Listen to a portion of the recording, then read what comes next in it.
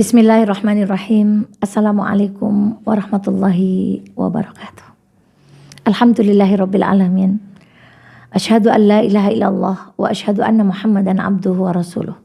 Allahumma salli ala Muhammad wa ali Muhammad kama sallaita ala Ibrahim wa ali Ibrahim innaka Hamidum Majid. Rasulullah sallallahu alaihi wasallam pernah membawakan satu hadis. Hadis itu berbunyi, "May yuridillahu bihi khairan yufaqihu fid-din." Saudaraku, Rasulullah Shallallahu Alaihi Wasallam bersabda, siapapun yang dikehendaki oleh Allah kebaikan, maka Allah akan membuat ia faqih, paham, mengerti tentang agamanya. Dan tidak ada jalan lain kita mengerti, paham, faqih terhadap agama kita, kecuali dengan kita menuntut ilmu, mendengarkan ilmu, menyaksikan guru-guru kita menyampaikan ilmu.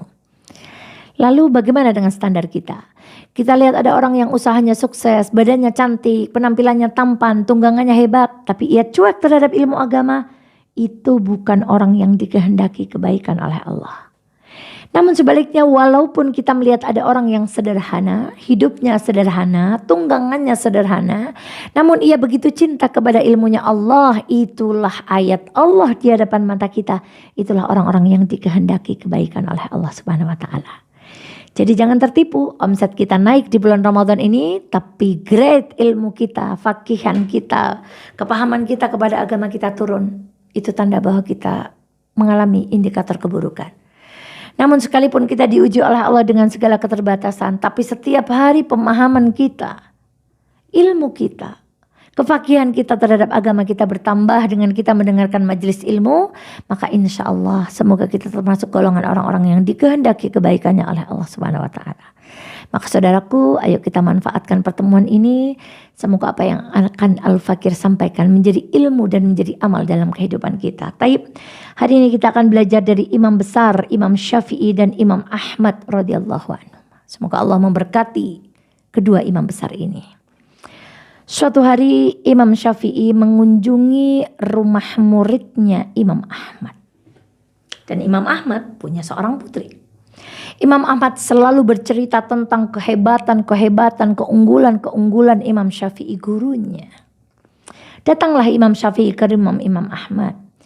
Sebagaimana kita ketika beliau kedatangan tamu, beliau telah menyiapkan makanan terbaik, tempat tidur terbaik, tempat singgah yang terbaik.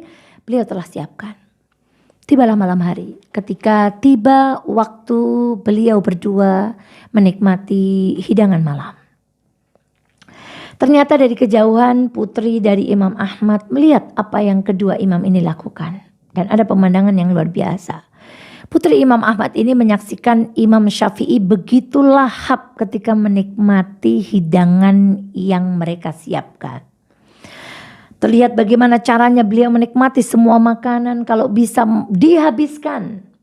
Sampai di hati ini, di hati perempuan itu muncul satu perasaan. Bahasa Wonosobonya seudon, bahasa kitanya seudon. Wah, mosok sih Ustadz kok makannya banyak.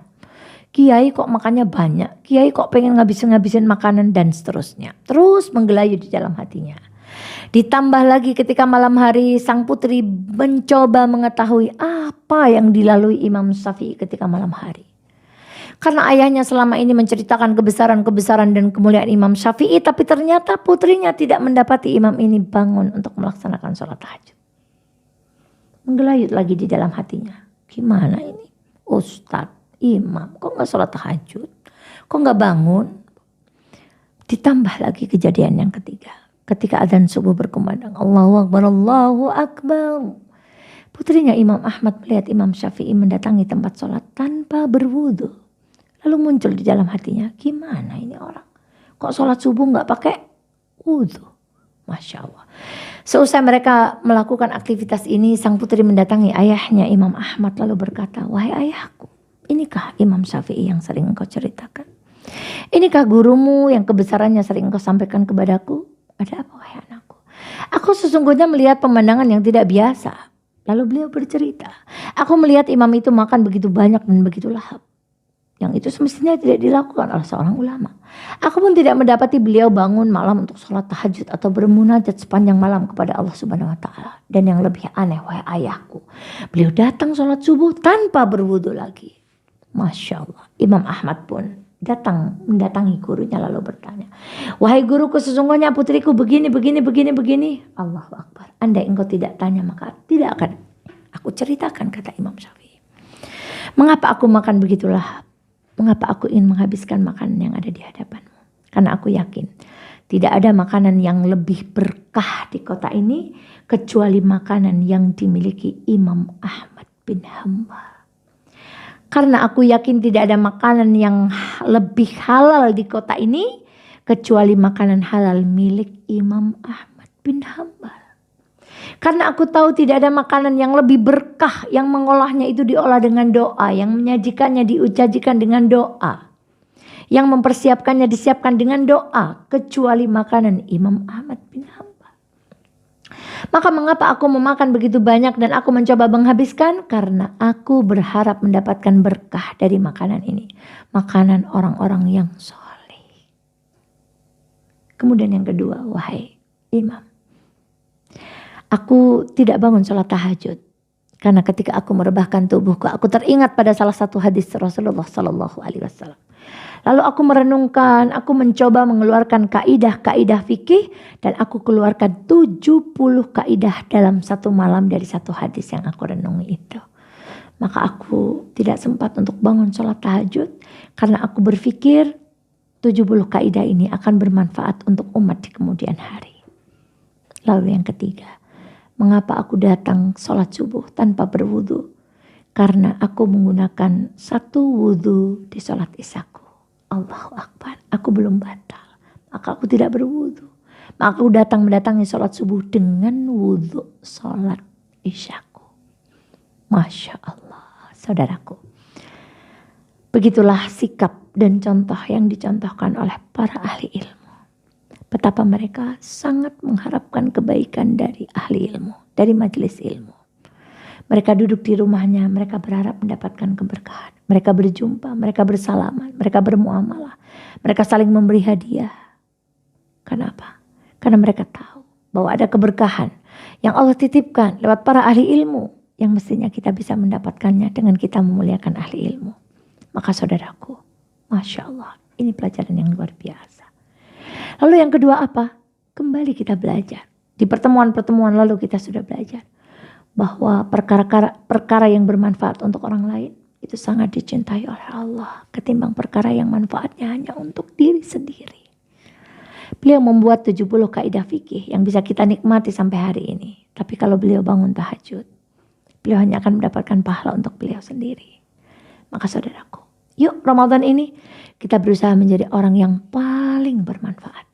Tangan kita lebih manfaat dari hari-hari sebelumnya. Langkah kaki kita lebih bermanfaat dari langkah kita di luar bulan Ramadan. Mata kita lebih bermanfaat dari mata kita di luar bulan Ramadan. Telinga kita lebih bermanfaat dari telinga kita di luar bulan Ramadan. Lalu yang ketiga, Allahu Akbar. Ini adalah ibadah yang luar biasa yang mungkin masih sulit kita jalankan. Ibadah apa itu? Menjaga wudhu. Masya Allah, menjaga kesucian.